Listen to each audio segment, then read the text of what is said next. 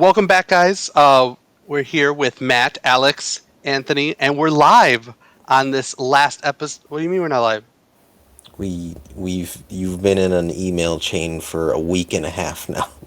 We're not live. You gotta check the emails, buddy. We're not live. I got all dressed. I put on pants. I even said several times we weren't live. Prove it. Stand up. Prove it. Show us your dangle. If you're watching this, we are not live. This is the super not live spectacular. but we're back. The Sanderson sisters These whores are back. And this is if you're listening to this, it's Halloween. So happy Halloween. Do with that what you will. Halloween. Hail Satan. No. It's Santa. Hail Santa. If you're gonna believe in any mythological non-existent creature, do it with Santa. Do the happy ones, Easter Bunny, shit like that. So this is our wrap up for October. We have 3 movies we're doing, but keep in mind we're not going to do really a theme for November. No, it's fuck you November. But Christmas, December, we are going all out and doing a lot of movies we said we wanted to do, but we'll get into that as we get closer. But anyways, we have 3 movies to talk about. But actually, before we mention the movies, I haven't been on in like 2 weeks. So we could just briefly talk about what we've been watching. I just finished the finale for What We Do in the Shadows, which I cannot say anything because there are 2 members that haven't seen the finale. Fucking guys. But god damn it, I love that show. And yeah, I've just been on a kick of watching the same horror movies that I've watched over and over. Non-movie wise, I've been watching Dr. Disrespect because I'm not good at video games and he is. He's quite good. And he's a funny motherfucker. he's really good. He's the 2-time. Back to back. 92-93 Blockbuster Video Game Championship. I did. We're gonna review it down the pipeline, but I did watch Dune, which was really awesome. Yep. See, I watched Doom. Yeah. Did we get the wrong movie? You do. Yeah. You probably did. Oh, fuck. Son of a bitch. Fucking typos.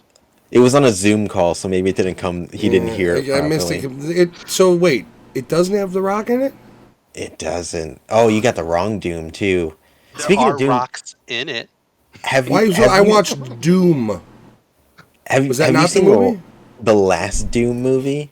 It's god awful garbage. I skimmed through it and just looked at the quality, and it's almost like when you're in the market, like in the store, and you look at the meat quality, and you're like, "That's clearly shit meat right there." That's how I looked at this movie. I skimmed it. I go, "It's clearly shit." Right anymore, it's really brown. Yes, sir. Yeah. I will take those burgers that are gray. No, so when Dune came out, Doom, god damn it, I had seen it, and I was like, "Do I want to watch this?" And I was like, "You know what? It can't be any worse than the one with The Rock and Carl Way Urban." worse somehow. Yeah, it was bad. It's as good as House of the Dead. Then I will definitely not watch it. Yeah. Okay, yeah. I'll give it that much credence, I guess. I don't know. Both of them are fucking dumpster fires. But I mean, other than watching stuff, I've been playing a lot of Disco Elysium. Jurgen McGurgen. But that's it for me. What about you, Matt? What did I watched all these movies that we're reviewing, of course. I watched... Yeah, what kung fu movies did you watch? Well, I switched it up a little and I watched Doomsday, unrated. That's that weird post-apocalyptic movie set in the UK. That's why it was in the queue playing. Okay. Yeah. I watched the G.I. Joe Snake Eyes movie. Quite delicious. I want to watch it now. I want to watch it. The wife and I are watching Letterkenny from the start again. Always watching What We Do in the Shadows. If I really got to get down to it, I watch Super Cop and Police Story as well. I'm addicted to kung fu movies. I'm going to watch Enter the Dragon next time. I think tomorrow night I'll get some time depending on what time I go to bed tonight, I may end up watching Enter the Dragon because, it's Bruce Lee's best movie. No, I want to watch The Last Dragon just to fucking laugh. It's like The Last Dragon's a good movie. I don't care what I says. I love it, but I laugh through the whole thing. It's like the old people that just watch like Clint Eastwood movies, like my grandfather. Like when Matt has kids, Like his kids are gonna come home, Matt's gonna be sleeping on the couch watching TV, and your kid's gonna be like another fucking kung fu movie. Literally, we will have Are you fucking serious? hologram TVs, and I'll still have Three Stooges on somehow, and it's gonna drive them nuts. Like my kids will be the only kids that know what the fuck Mo, Larry, and Curly are. It'll be like Back to the Future. Put on channel 97, 32, 45, 65, It's oldies. and 82. Saw this on a rerun. Like, literally, how dumb are you that you don't realize, like, you're in the fucking 50s, or you're like, I saw this on a, like, how do you not put two and two together? Like, you were in a time machine, the TV looks different, it's your family but younger. How do you still just, like, a rerun? Oh, I'm stupid. Like, in that moment, he realizes how fucking stupid he is. He did also almost fuck his mom, so he probably wasn't. He was hit by a car. Which is even weirder, because he didn't, not fuck her. He would, like, they started to get it on, and she's like, this feels like I'm fucking my son. Like, that's why it stopped. Had she not have had the weird, like, interdimensional feeling, he'd have plowed her, the fucking weirdo. The plot to all three of those movies is really weird. Literally, Biff Tannen is just destined to be a piece of shit his whole life. Like, when you look at his lineage, going back to Mad Dog, he's got no reason to ever try to be a good human being. He's just a piece of shit. From his great Mad Dog Biff, or Cliff Tannen, whatever the fuck his name was, down to his grandfather who's a cheat who tries to corrupt the system, down to his Trump-like empire he creates in his evil fucking weird dimension. He's just, this whole, they are the Doyles, but the evil like side, not just, you know. It's a second reference to that. We're live, right? Man. Yes. Yep. Oh no. Oh, we got no viewers, guys. There's nobody watching though. Yoshi's watching. I'll go next. I've been watching What We Do in the Shadows. Yeah. I still have to finish the last episode. You suck. I've been continuing my trip of Japanese horror movies. I do love watching those. Okay. They do really good curse movies, really good ghost movies. Okay, so you're watching. So really now, well. do you dig the Japanese serial killer movies? Like, there's a couple of them I can't, like, obviously Ichi, but then there's a couple of them that are really good. I can't remember now. The Man from Nowhere is one of them, I believe. Like, there's a whole series of really awesome, violent serial killer Japanese movies in Korea. They're hit or miss. They're hit or miss. I feel like I like the ones where they depict the serial killer as almost has like supernatural tendencies. But it's still just like they're all super intelligent in the Asian horror movies as far as the elaborate trap. Like, people thought Saw was cool, and then you see some of like the Korean and Japanese horror where it's like the psychopath trapping people, and it's just like, I mean, I can't. There's a couple I'll have to see if you know about that I like. Which, if you're looking for more Japanese horror on Shudder, The Medium and The Wailing are both. The Wailing's really good. Yeah. I do want to watch The Medium. I think it just came out. Like the crying wailing, or like they're actually killing whales out in the sea?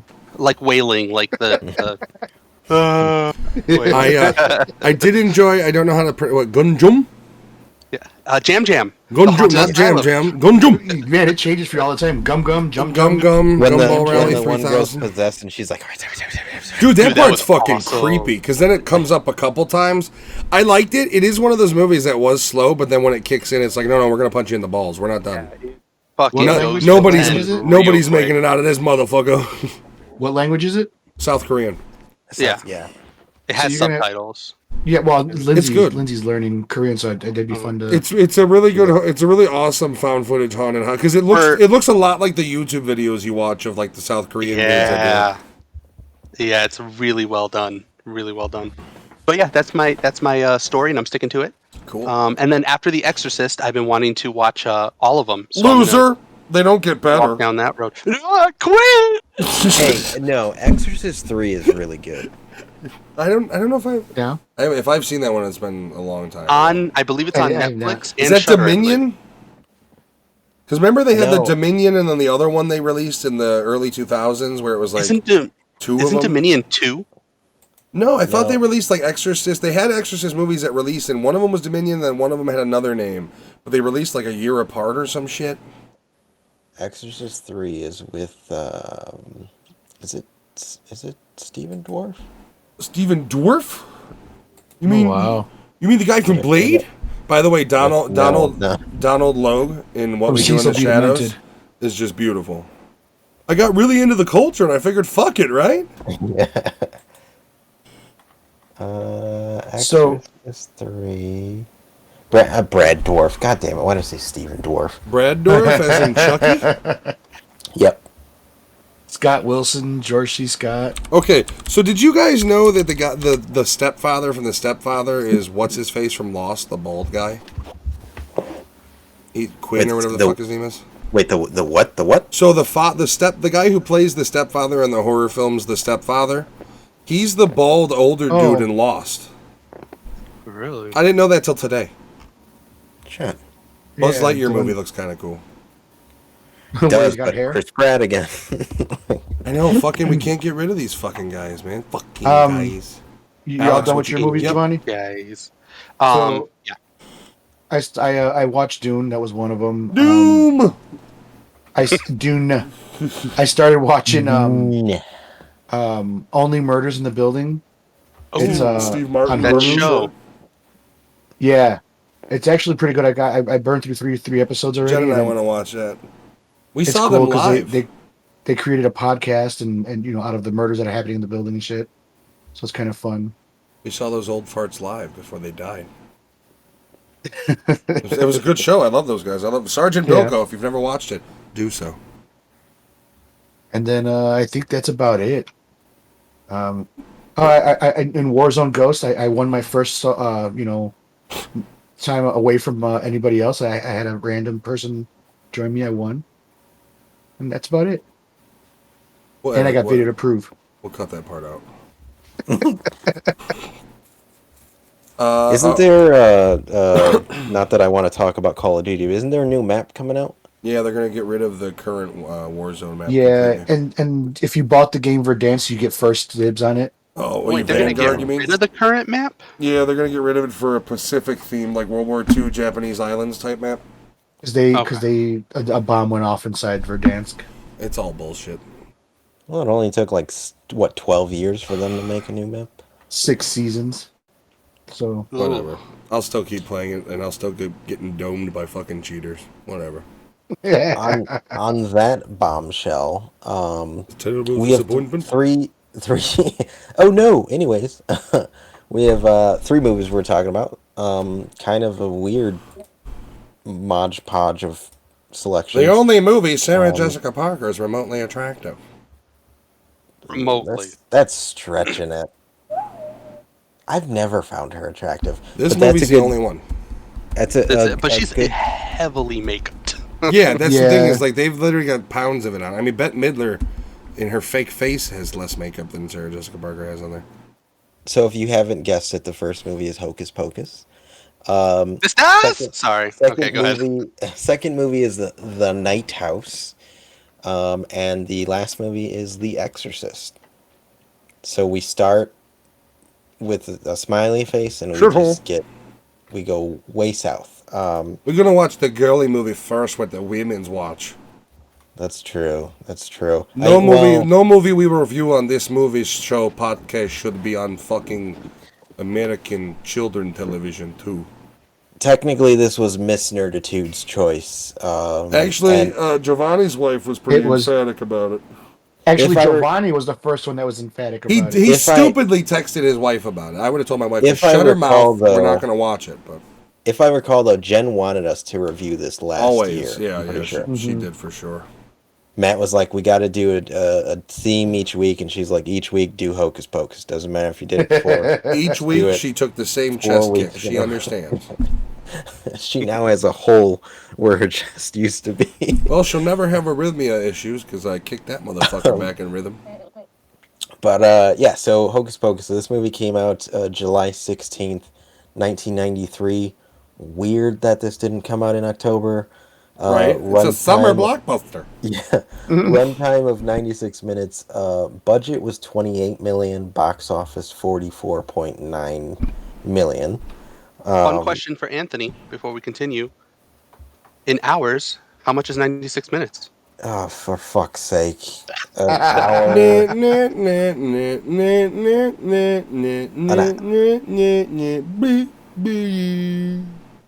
That's an hour and 36 minutes, You right? got it! Woo! Yes. Live episode! You should have been wrong because you didn't answer in the form of a question. Right. Sorry, sir, that's not how we play What? the Squid Game. What is? I'm fucked. Did you see people buying those cookie kits for the Squid Game to play with their partners? Oh my god! And it's My like, wife is trying to order those. okay, but it's not the same unless you slap the shit out of each other for losing. Like In New York? there needs to be an agreement that if you break the cookie, I'm gonna cold cock you. Either one in of New you. York, they banned all the costumes because kids were showing up and they were playing the Squid Games in the recess. That's awesome. And the principal stopped it all and made him take off the costumes and made them all stop. Why? That encourages survival of the It's fittest. fucking There's tug of nothing wrong. war. Teamwork. It's fucking marbles. What? They're all kids games. They're Yeah, all. they And, are. I mean, kids if we games. know anything, wait, we've all watched it, right? I have not. I have watched it vicariously through my wife. You. I have not, You but should enough watch people it. have spoiled it for I me, don't- so I don't I think- know what it Even is. though it's good to watch. It's man. a good show. I mean, legitimately, it's interesting. You care about the characters. Alex recommended it, and I watched it all within 2 insomnia nights. I don't know. It's not my thing. I'm sure You haven't I'll check watched out it! eventually, but anyways, just go through a quick some of the cast for this. So you have Bette Midler, who is still alive somehow. It's science. Fucking, that's the only way. Science. Sarah Horseface Jessica Parker, Kathy The horse or a Najimy, donkey? who Yeah, I don't know. To be honest with you, I fucked I up on that one. I only knew Kathy as the fat chick from Hocus Pocus. I didn't know she did Wasn't she anything in else. my Greek wedding? My Yeah, favorite Big Greek- Fat Greek Wedding, She was in Sister Act. She was in Rat Yeah. Race. Yeah. I remember her from Sister Act and Rat Race. She was John Belushi's wife. They were Nazis! You also have Thora Birch, who I don't know if she's a drug addict, but I'm assuming just by looking at her Wikipedia picture. Nice. Vanessa Shaw, who she was in another movie I saw, and I don't know. Was it Clearly wasn't good enough that I remember her in anything else. And who plays Billy? Doug Jones. Doug Jones, the biggest thing to come out of this movie is Doug Yes. Jones. If you've seen a Guillermo del Toro movie, you've seen Doug Jones. Plus a host of other shit behind the scenes. I mean, a lot of horror movies he's been in. What We Do in the Shadows currently, he's the Baron. So yeah, no, props to Doug Jones, the best part of this movie. Yeah, and I think everyone else in this movie is dead to me. I'm trying to find who plays the main dude and if he is still relevant. They just did an article with him like a couple years back about like where are they Amory now? Amory What? Katz. What? Max, you talking about? Max, The Yes. brother? right? Yes. Yeah, his name is Amory Katz. I am You know, that's why he's not relevant because of a stupid OMRI? name. Oh. If you have to work Well, that hard to that's- fucking pronounce it, change it to like Chase Blake or some shit. Seriously, that's Like- why I couldn't find you. You don't have an American name. The No, last that- Last thing movie he was in was in 2018. 2002. Like, you don't hear Colin Farrell being called Collar Falele, okay? He's shortened it. He was in something called Childhood Thoughts in 2018. That sounds perverted. By the way, we Yeah. watched a trailer for that new Bruce Campbell movie. I do really want to watch it. However, he does look like a pedophile in it.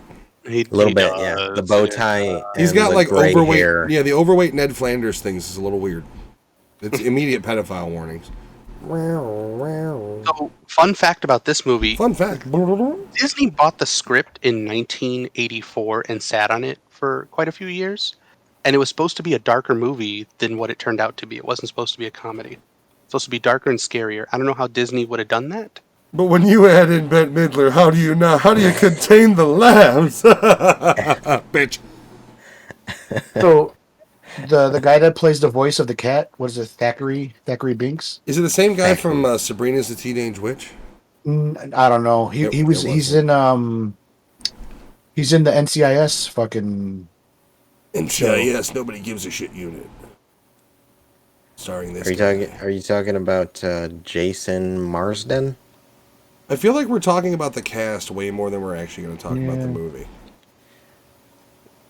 Leonardo DiCaprio would have been in You this know movie. what? This movie So doesn't he- have okay, a lot. Oh, he was a Rocketeer. He does the wasn't he? voice, but the one that actually plays Thackeray is somebody else. The one that actually plays it, the ghost of him. You know, I like Okay, but- Shawshank Redemption.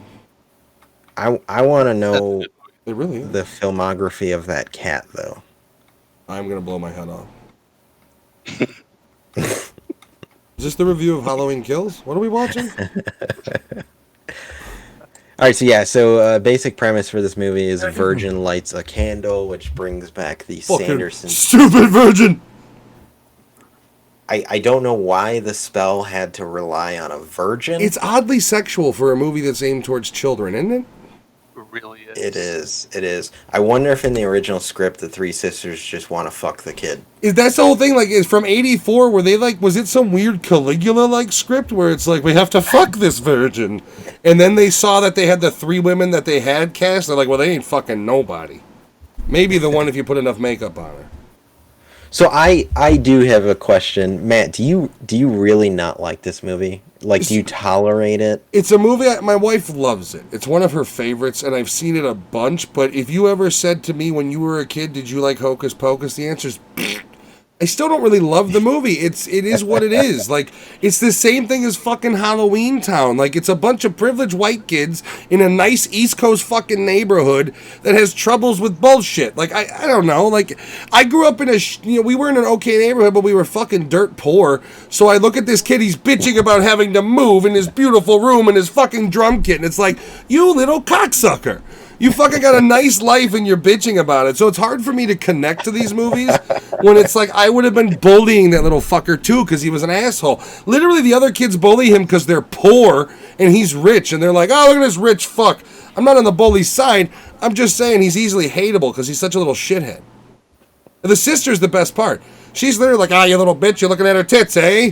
Like, she's no problem calling him out. I love me a pair of yabos. Yabos? Yeah, no, I think this movie and Halloween Town... Same movie. We're kind of just, like, at the right spot in me and Giovanni's childhood where it just became, like, a cult classic. Yeah. And if you look at the plot of both movies, they're terrible. They're really terrible. God awful, and they make no fucking sense. They're not, it's not like they're garbage pile movies, it's just...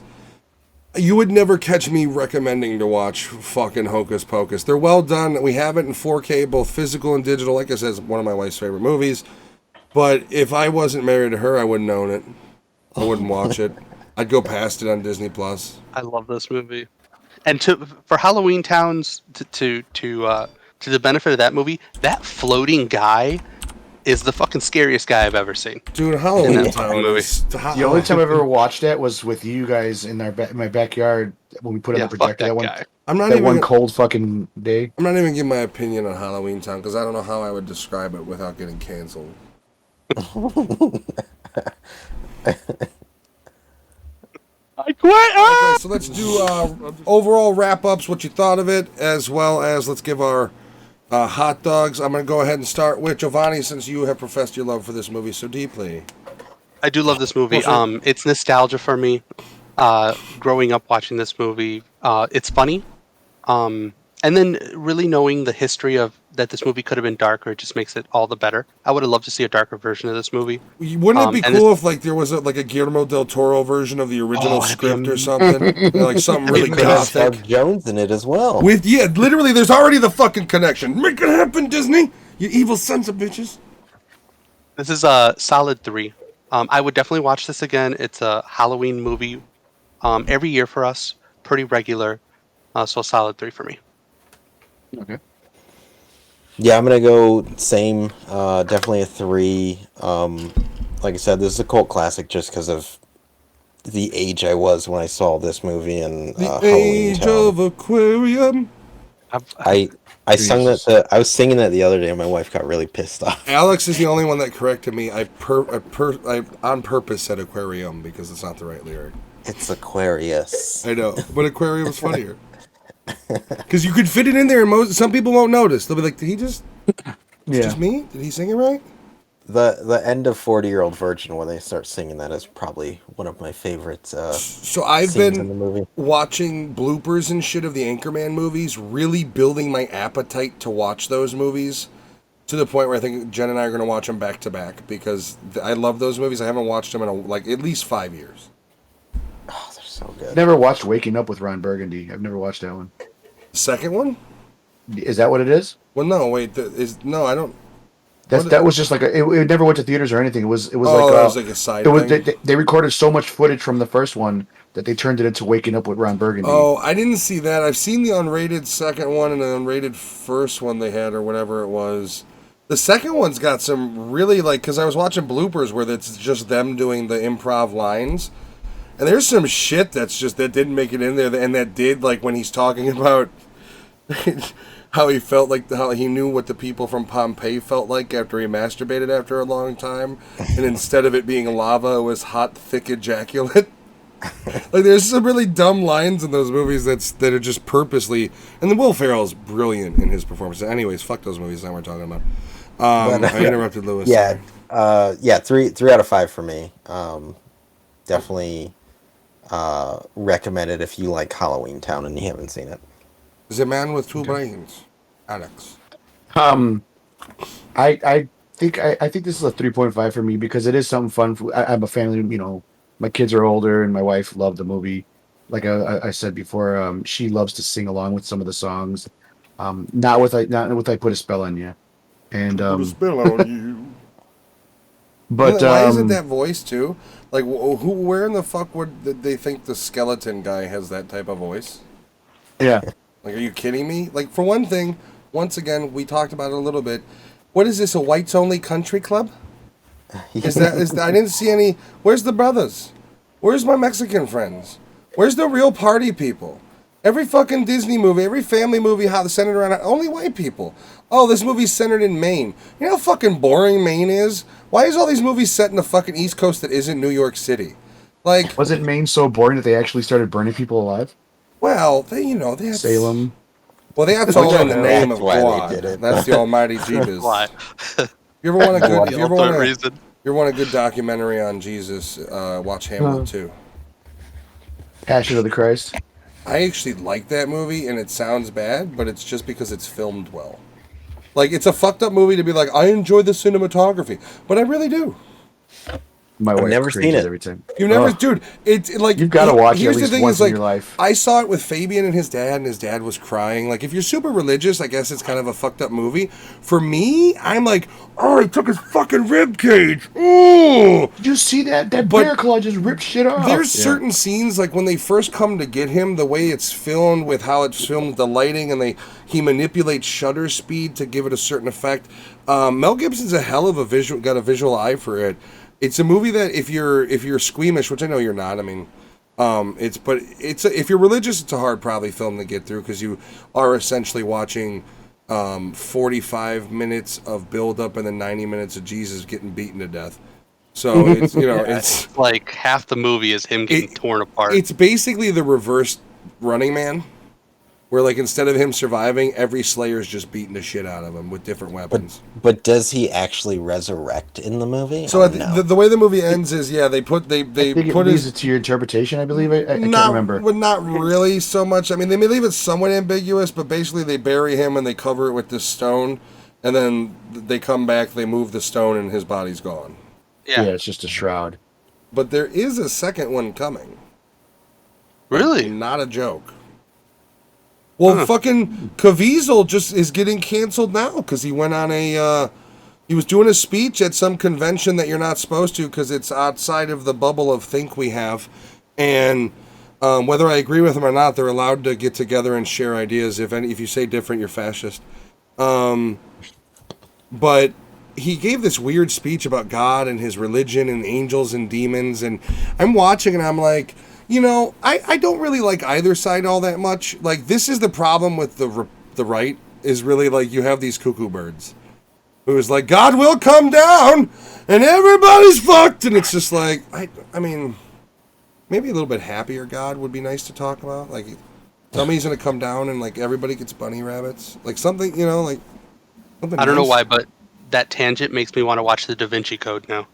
Oh, with Tom. The worst part about that movie is Tom Hanks's Nicolas Cage from Next haircut. Worst part about that movie. It's a really bad haircut. Yeah, it's just terrible. I don't understand why. Like, I saw that and I'm like, Tom, why? Why, Tom? I mean, you could have gone with the military forest cut and it would have looked better than that weird long hair. Like, literally, that was his Nicolas Cage hair phase. Nicolas Cage and him are friends, and he's like, "You need to grow it out, man. It's free, just like back in the '90s." Peacock has a new one called The Lost Symbol. That's Da Vinci Code like. Oh, really? Yeah. Yeah, it's a Dan it's- Brown. I prefer Sahara with Matthew McConaughey and Steve Zahn. It's more adventure. All right, Alex. Overall, 3.5. Definitely worth watching with my family every year. It makes them happy. It makes me happy to make them happy. I say a lot of shit, but I do you guys do eat like to make my popcorn family happy. when you watch it? Do you munch Yeah, popcorn? yeah, we do. It's fresh pop, stove pop. Pour the kernels in. None of that bag shit. No, I like that he went into detail. I don't know why I find that so fucking funny that he told us what type of. Good job. I mean, Gotta make kudos it on good, man. your home. I love that. We grow the corn in the neighbor's yard. You're right. Actually, on the roof of our apartment, it's better sun. Keeps the rats out of it too. That's what you think. I don't love the movie. It's not marketed towards me. It's not my type of movie. I don't have the childhood nostalgia. With this said, I don't hate it. It's filmed well. It holds up considering it's from '93. Visually, it probably holds up a lot better than 90% of your. I mean, when you think about the movies that Disney and shit put out in that era, whether it be the Olsen twins Halloween movies and the Ernest Scared Straights and those type of movies, it holds up probably better than most. I mean, just in visual quality. I give it a 3 out of 5. I don't, like I said, I don't hate it. It's one of my wife's favorite movies. It's just I can watch it. I can tolerate it. I'm happy when it's over. And that's about it. Your heart doesn't grow any bigger for it. Does Sounds like life. No, it's, I mean, even when and that's the problem with anxiety disorders. Even when you're in the moment of doing something fun, you're just like, can this end? I want to get back to home base. And that's kind of the problem I've had my whole life and still have, where it's I'm out camping and I'm enjoying it. I'm in the woods. This is something I look forward to every year. In the back of my head, it's still like, leaving Monday. We're leaving Monday. Get the fuck out of here. Go home. Back to home base. That's one of the problems, at least I have with my anxiety disorder, is that tends to kick in and it ruins the moment. But yeah, so I understand, I understand your guys' nostalgia with this movie too. And we've also talked about, my dad was weird back then, so he didn't like me watching movies about witches and all that shit. So that could be another reason why this never was on my radar. Meanwhile, the guy's so fucking kooky that I'm watching Terminator 2 and RoboCop and all these Schwarzenegger violent and Commando and Cobra and Lethal Weapon. Witches in there. Yeah, I'm watching. Close your eyes when there's boobs on TV fucking, and just keep watching the rest of it. Literally, the asshole rents Species. Watch the from blood. He rents Species from Blockbuster. I got to watch it under the blanket for most of it because the woman's tits is in every other fucking scene in that movie. It's like, hey, I'm gonna become an alien, but before I do that, let's get into the hot tub. Literally half of the movie is that fucking scene. Oh, hey, I'm a hot chick, and then it's tits and then alien. I've still never fucking, I don't think, seen that movie 100% of the way through without not seeing fucking portions of it because I couldn't see the tits as a kid. It ruined the movie. I thought you were gonna say you had PTSD of yourself putting blankets over your face every time you try to watch it. I've had zero interest in that movie since I was a kid because of that. Because I literally watched a third of it behind I've never watched it. Really? Yeah. Never. Really? You guys say that like it's a fucking classic. Like, you've never seen Species with the tits and the aliens and the stuff. I thought we were talking about Pee Wee Herman. Oh, no. No, I'm just looking. Pee Wee Herman and the unfortunate movie theater incident. Large Marge. I'm Large Marge, Sancho. I'm surprised you haven't seen Species, though. Wow. Yeah, never seen it. I saw it as a kid. Well, parts of it I saw as a kid. I remember. Meanwhile, I remember when we used to watch it, our mom was the opposite. It's like, Mom, there's boobs. So we gotta learn sometime. My dad literally. That's okay, Giovanni. Everybody has them. I have you got nipples too. I have flash. Don't make me throw my chocolate. I have like flash memory of him going, cover your eyes, and then literally she transforms to the alien and she's ripping the dude apart. And he's like, okay, you can look. It's just the most backwards ass fucking thing. Like I mean, maybe I'm not a degenerate, but once again, your mom's like, let it be free. I got boobs. Your mom gonna show them to you? And it's like, I don't know why your mom is Tony Montana too, but okay then. All right, we actually be right back with a movie that in my head was scarier than what it is. My childhood memories, which is probably about the last time I saw the next movie. On the line? Yes. Actually, no, that is really scary. That was going to be our number one choice, but Exorcist is a classic, and On the Line is a piece of shit. The Night House next. Oh Yeah, fuck, Night that's House right. is Wow, next. I jumped Jumping ahead. Yeah. Night Like, House. what, did we miss All one? right, I like. Yeah, All I was right, like, we've talked about Night House. The more I've thought about it and it's festered, I don't know. It's not going well. Just thinking. Just saying. Be right back. Not quiet enough, man. It's too noisy. Shut the fuck up. All right, so welcome back to Nerditude Movie Podcast. We're starting with our second movie of the night, or day, which depending on when you're listening. Who gives a It is fuck? Night House. What's that? I say week, month, year. It is the movie called Night House. It was recommended by Anthony, Lewis. so I'm going to let Anthony take over on the specifics of this movie. So there you go. Do the Yeah. Pacifics. Specifics. The Night House. It's a psychological thriller. So this movie actually came out January of 2020. Another victim to the COVID. pandemic. Um, Runtime of 110 minutes. Box office 15.2 million. So the cool thing about this movie is it's directed by David Bruckner. What else did he make? Which Why does it sound so familiar? he's done a lot of things. So The Signal, the one that we like. Yeah. He directed the segment Crazy in Love. Okay. He directed Amateur Night for the original VHS, which was the like the siren creature. Yep. He directed the accident segment in Southbound. Okay. He then went to make. They turned the Amateur Night from VHS into a standalone movie called The Siren, which is also really good. I didn't find it as good as the original short. No, definitely not as good as the short. He also did two Adam Naval books, The Ritual, which is on Netflix. Good He movie. did that. He did No One Gets Out Alive, which Good is a movie. newer one. He helped out with VHS 94, and the thing that ties the Night House into Hellraiser is that the script for Night House he had planned to be a Hellraiser film. Didn't fly, so he ended up doing the Night House. Ironically, full circle, he's doing the new Hellraiser movie. Yeah, so he's an interesting dude. He's done a lot of cool shit. And he seems to kind of stay in the lane of like found footage. So that's why Night House being on my radar, like I didn't know anything about this movie. I just heard that it was good and I knew who the director was and I was like, yeah, let me check it out. So he's got 8 directorials, or like he's a director of 8.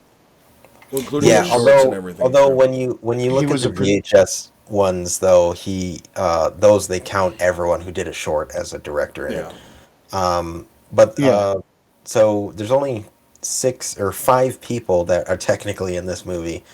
Rebecca Hall plays Beth, and there's a bunch of other people, but I want to focus on Rebecca Hall because I think she does a really fucking good job in this movie, considering now that I think about it, there's only fucking 5 people in this movie. I would say everybody acted pretty well. I mean, there wasn't anybody that was outlandishly shit acting. The writing wasn't, I mean, it was actually in a lot of places really good. I do want to point this out, and I just thought of this. There is a very huge, whether you want to call lifted or connection, the storylines between this and Exorcist are similar. You have a woman who essentially you don't know if she needs a priest or a psychiatrist. Yeah. And that's very much the kind of ordeal the Exorcist goes through in the beginning of the movie is, he's a psychologist, we need to prove that it's not something mental. Kind of a similar situation here with, we go into it, is she haunted or is she crazy? Is she coping? What is this the mind playing tricks on her? The mechanisms for coping as you go throughout the movie, finding out horrific things. I am one of these people, I like to believe that she's actually being followed by something. Yeah. See, and the more I thought about it, I was like, man, it just fucking makes sense that she just is losing it. Yeah, after... but it was there before the husband. Yeah, because well before the show husband. up till after she died. But so she died. She went somewhere and brought something back. But that's when Something she was younger, back. though. Was she with the husband already? That was on their first date. The first time she met him. So like it's been with her since him. So, I mean, that's the thing is like I like to think of the idea of she died and brought something back with her, and because like even and we're really getting into heavy spoilers towards the end. Sorry, try to keep up if you can't. Fucking think faster. But the idea like towards the end when, but the other thing is how does an entity like that talk to her? Because the entity can't really control her. It can apparently manipulate time, but is it manipulating the movement or is that all her sleepwalking? Like the movie leaves it pretty ambiguous. I mean, the end shot is another one of those optical illusions where it's are you seeing a shadowy figure or are you seeing the sunshine and the shadows from the lake? That the entire movie leaves it to that. Like I said, I am one of these people. I do like to believe that she is indeed haunted because if not, she's incredibly crazy. Yeah. With that said, I see that strong point where Anthony's coming from, though. Yeah, because the movie does give you pinpoints of like it's insanity, it's insanity, it's insanity. Well, but then it really, kicks you in. Yeah, it kicks you in the Yeah, it balls kicks with the you in the other supernatural. It's direction. like, no, you're not. You're seeing things that was literally just the corner of your stairway, and then next thing you know, she's being dragged and thrown against a mirror. That's where it like, you know what I mean? Like, and then her friend comes over and sees the damage in the mirror too. Which does that like, am I supposed to still believe that she's self-inflicting this when it's really leaning heavily towards it being a supernatural thing? It's a weird kind of feeling I got when I watched. I did predict the movie, unfortunately. Most of the main plot points 20 minutes in I got. With that said, I really dug the movie. I like the way it's shot. I like some of the lines. I really like her little parent-teacher conference where she's just like, my husband killed himself last Thursday. You come in here. Put a gun in his mouth and you come in here. You want to be, you gotta be. And then the woman's like, well, you want an A? It's such a fucking clapback, and it's so well deserved. I love that little scene. I do like that even after you finish the movie, you reflect on it and you're like, her husband was a fucking serial killer. Yeah. No matter what, no matter the cause, whether it is him trying to protect her and feed it to this ghoul, he's a serial killer. Yeah. Because of the positioning of the bodies too, like that's like a signature, I guess you would say, of a serial killer. Like well, how I mean, that has nothing to do with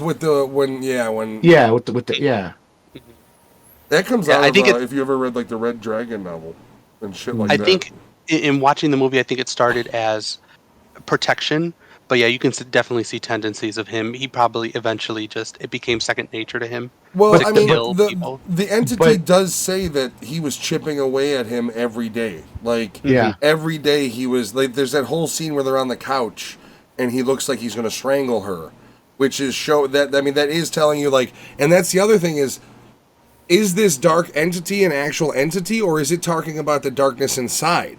That maybe her husband's darkness grew every day, and every time he killed another one, it grew more, and he needed more of it. He loved her, but everybody who he had this fascination with, that's the thing is it doesn't explore those avenues, but it tells you basically like, hey, this may exist. It does a little bit when the bookstore clerk where he like starts to choke her after And you then find out he freaks out, and then he freaks out and starts crying and lets her go and Like- drives her home. So does that make him a serial killer, or does it make him somebody that's actually was acting on something that was in his ear? Yeah, it doesn't. Like, it doesn't look like he's enjoying doing it. Like that's the big thing. They all like. He's not.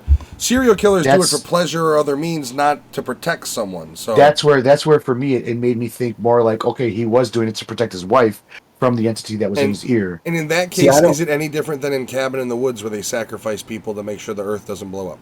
Mm-hmm. See, I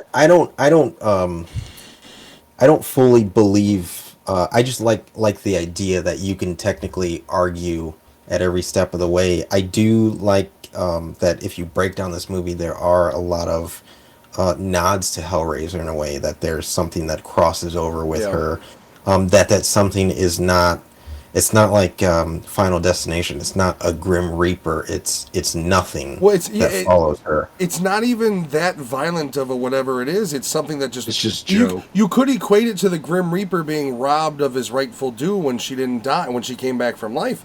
They leave it pretty ambiguous. It could be the Reaper. Like that's the thing is like, but it's all backed up by the idea of if it's real.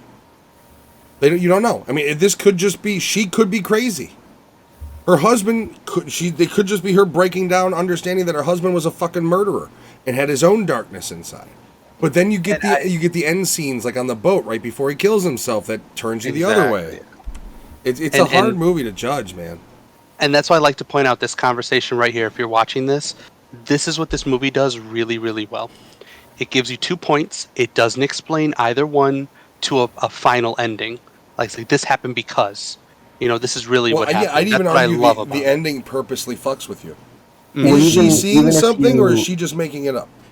Even if you look at because the evidence it gives you, it just gives you like a glimpse of something. Like you see his architecture, Yeah.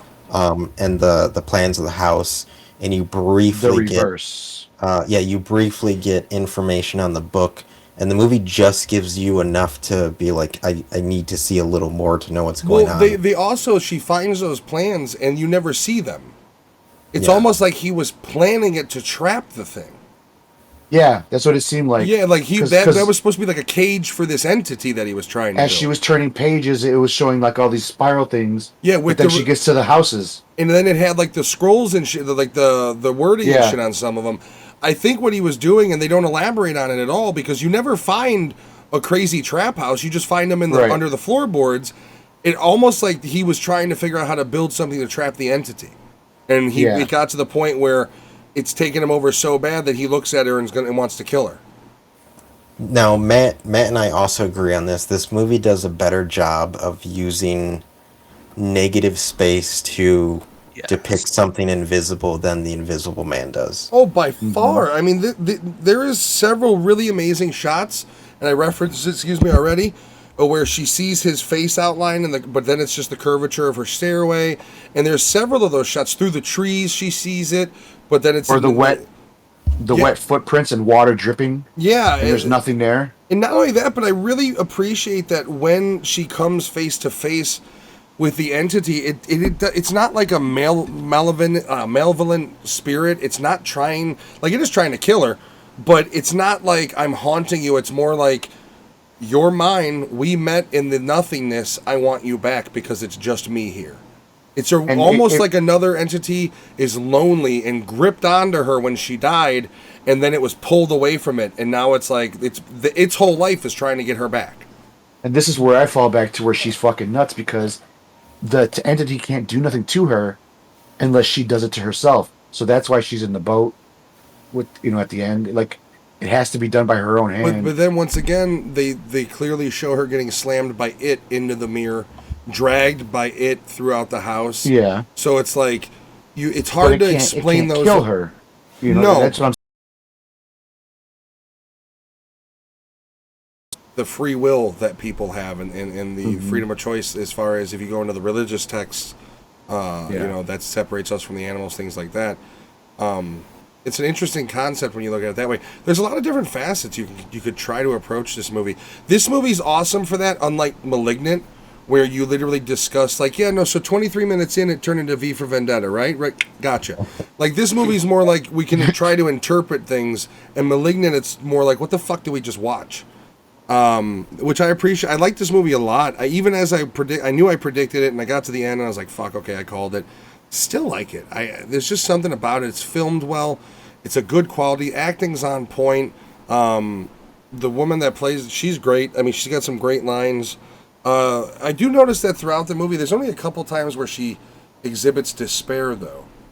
Like, she never really has, I think there's only one scene where she really has a cry, which I found odd considering we're talking a discussion about her potentially being mentally fucked up because of all this.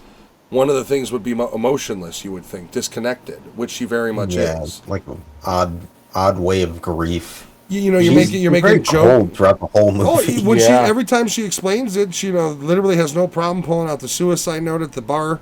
He shot himself in the head. Talks about that sort of callous. Push it forward, yeah. Well, that sort of callousness is a major defense mechanism. So if that defense mechanism is kicking in, it could be realistic that the other defense mechanisms of when she finds the fact that her husband's a serial killer kicking in, turning it all into a fantasy.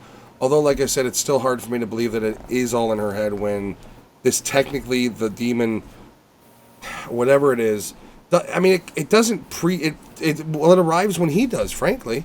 So what's to say he didn't bring the dark energy? What's to say it had nothing to do with her dying? What's to say he didn't try to kill her, and that's why she almost died and then came back? If he was already on a dark path, killing women that look like her, what if she was supposed to be just another victim? Yeah, they don't even go into like how she died that night No. and was brought back. They just say it was on the night that she met her husband. Yeah, she just says she flipped over in a car and pancaked. What's to say? I didn't hear that part. Okay. What's to say he wasn't tailing her and hit her, and that was supposed to be his next victim, or was you don't know because and since you don't know the past. Since she survived, he married her. Well, no, I don't know. Maybe that's part of it, but her darkness didn't start. Pretty fucking dark. Her darkness didn't start till she met him. Either way you want to look at it. He just happens to arrive after the accident? You mean to tell me he wasn't following her? How do I know? I'm starting to think he was already on his dark path and brought her into it now.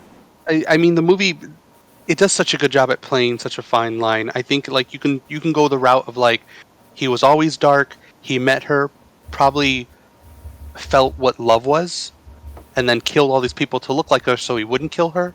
But you know what I mean? Like the podcast person in me is thinking like we didn't get to see what his mother looked like, so maybe his mother looked like her. It could be a Bates, you know what I mean? Could be a Norman Bates type situation. Yeah. Or you can go the route of the malignant, evil entity that, followed her back to the living world and wanted her back. His brother comes out the back of his head. He built their house. Was the night house already built? He built their house. He was in the middle of building the other one, and he abandoned it to build theirs. Okay. So when did the night house get built? Did he already have it? Was he already storing women there? And then because you survived for whatever reason, he saw the light, whatever.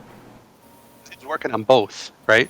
That was. They don't show him work on the night house though. They show him building their house. What the movie alludes to is that Owen didn't agree with the thought of nothing after death. That's true. He wanted to prove somehow to Beth that there was life after death. And is that why he had those satanic books and shit? Yeah, it doesn't quite explain because it mentions that she finds out when she sees Owen killing a bunch of people that the nothing, the entity, told Owen that he wants her back. So it almost it almost annoys me that the movie doesn't explain this, but I kind of like that it doesn't.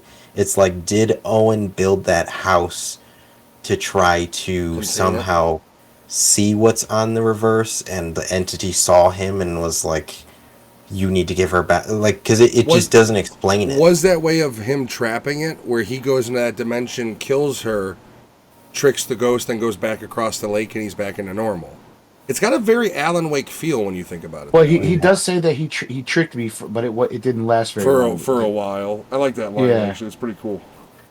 I actually like the nothing. It's actually a really cool character. It's very calm and just...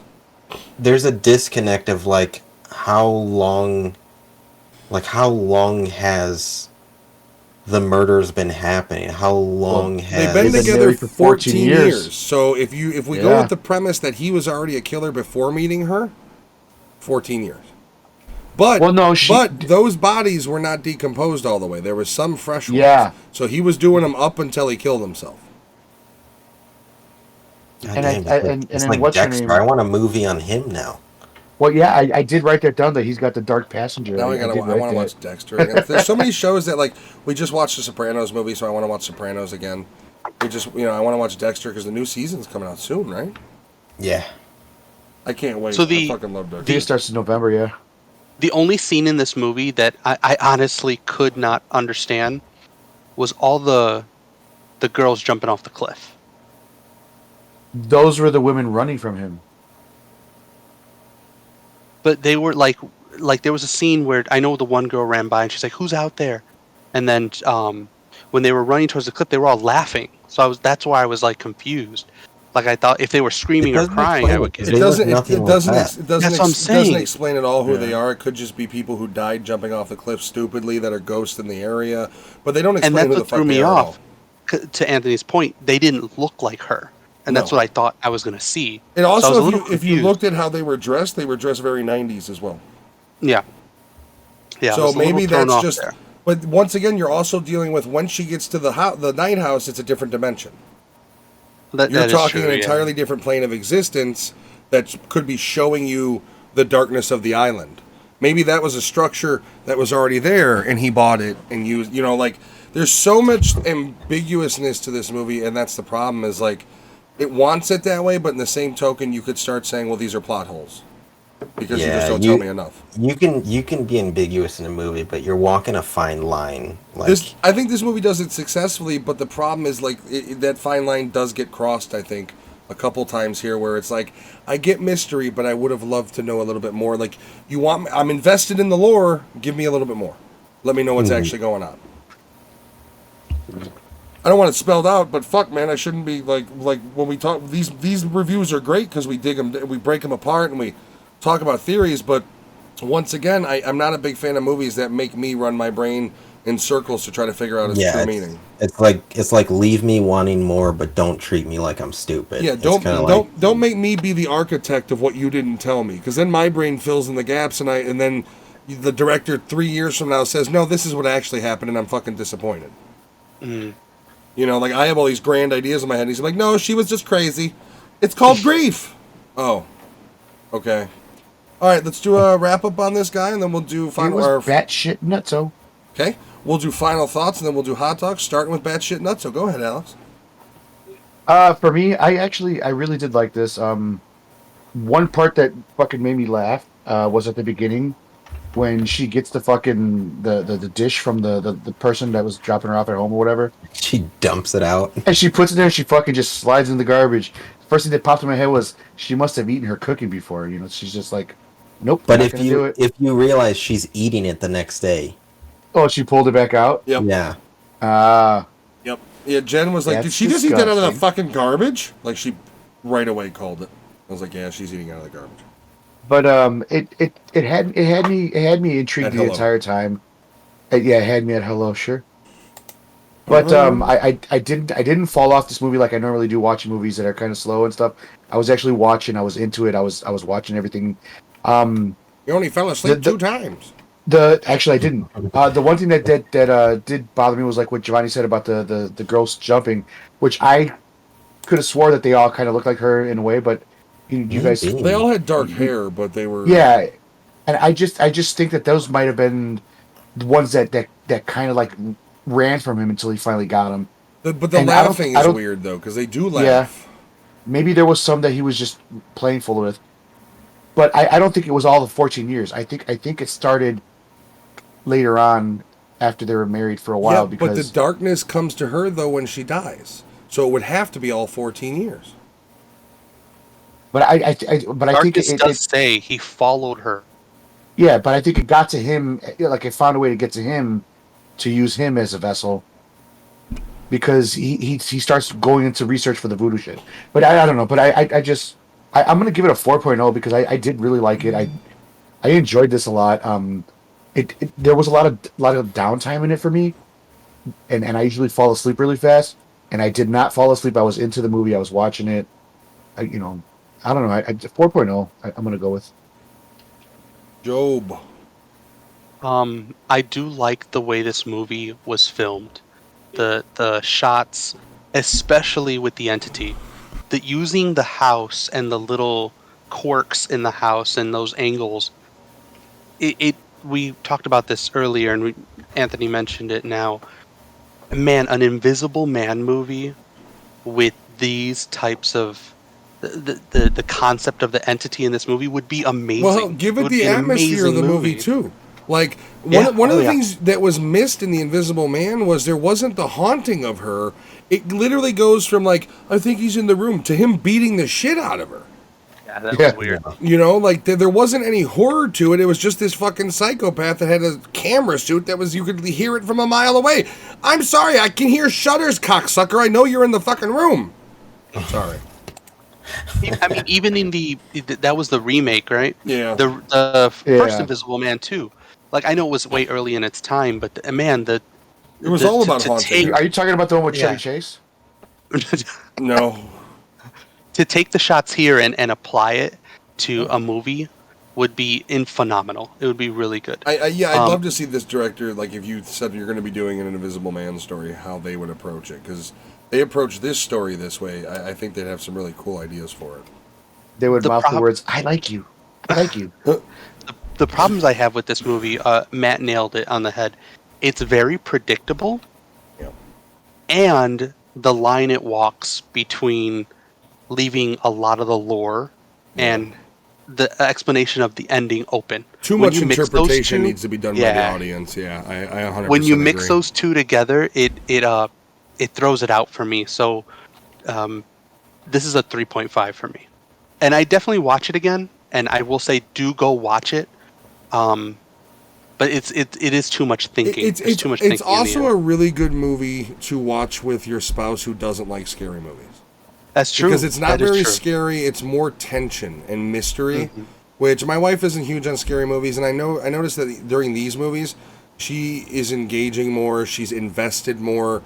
So it's always nice because she's right there with me. You know, like what the fuck, like that doesn't, blah blah blah. So I always appreciate a horror movie that isn't scary. I mean, not many things to me are scary anymore. Like even we'll talk about it here soon. The Exorcist is nothing now. It was all childhood nostalgia. But I like a movie that she could watch and get involved in and not have to worry about pop-out scares. And it was straight tension and mystery, and I appreciated that. It's what I appreciate about it. But I might as well just give mine since I just ran my mouth. I like the movie. It's an easy 4 for me. It's shot well. Way too predictable, way too ambiguous. But if you're one of these people like us where you do like to break down movies and you do kind of like that afterthought where you're sitting on the shitter and you go, how did this? How long had he been killing? It's one of those awesome type movies. So I'd highly recommend Let me send a it. text to the guys while I'm sitting on the shitter. Yeah, well, I texted you guys late at night when I was watching it with her, and I was like, this is a better Invisible Man than Invisible Man. But yeah, easy 4 out of 5 for me. Yeah, same for me. In terms of Invisible Man clones, I'd have the remake, the Night House, and the Hollow Man. Hollow Man is always Hollow Man gonna be is my the best. Invisible Yeah, Man. 100%. Because I know we're talking about Night House, but you have Invisible Man who just throws you into what seems like the middle of a movie where you just accept that this dude's a bad guy. Hollow Man builds up Kevin's bacon. He's not always a bad guy. He's just Bacon? egotistical. His bacon. You're Yeah, shaking his is bacon. built. You see the bacon. The bacons. No, Hollow Man does a good job of like not only like giving you this dude, but you see his arc of being just like a piece of shit, and by the end, like he is a bad guy. He's driven, but that's the thing of the loveliness about Hollow Man, though, that Invisible Man missed completely, was he's driven insane. He can't sleep. Yeah. He can't have normal interactions. He's missing his normal life. He's regretting it. Invisible Man just is basically like he's a spousal abuser who hates her but loves her. It's all about his control of her, and those parts are in Hollow Man because his ex is someone he loves, and Josh Brolin is with her. So those parts are in there, but it really is his descent into madness, and basically it starts off as an experiment, and then goes into like, what would somebody do if they couldn't be seen, and they actually explore that a little bit. But yeah, Night House definitely would recommend if for whatever reason you don't care about spoilers and you still want to see it. Don't watch any trailers. Just go in blind. Yeah. Rebecca Hall does an awesome job. Movies that have such a small cast like that, I really appreciate it when they get someone who can actually act. Yeah, she's good. Especially act alone in a scene. But yeah, this is a easy 4 out of 5 for me. All right, we'll take a quick Very break. good. We'll be back with what some would say is the pinnacle of all horror movies, dubbed the scariest movie of all time. Classic, The Exorcist. See you soon. And welcome back, guys. We're here with our final movie, The Exorcist. Fun fact before we begin, this movie is based on a true story. No, it's not. Yes, it is. No, it's not. So William Peter Blatty's novel, The Exorcist, was based on a real-life 1949 exorcism of a young boy. It wasn't a young girl. It was all the rave national news. Caught interest of Blatty, who was a student in Georgetown University at the time, hence the change in location for the movie. Wait, university, so he was college age, right? Mm-hmm. Yep. Okay. Yeah. So they changed gender and age for some reason. Yep. Yeah, and if you haven't read the Exorcist book by Blatty, it's actually pretty good. I have But not. this film came out December 26, 1973. Oh, the year of our Lord.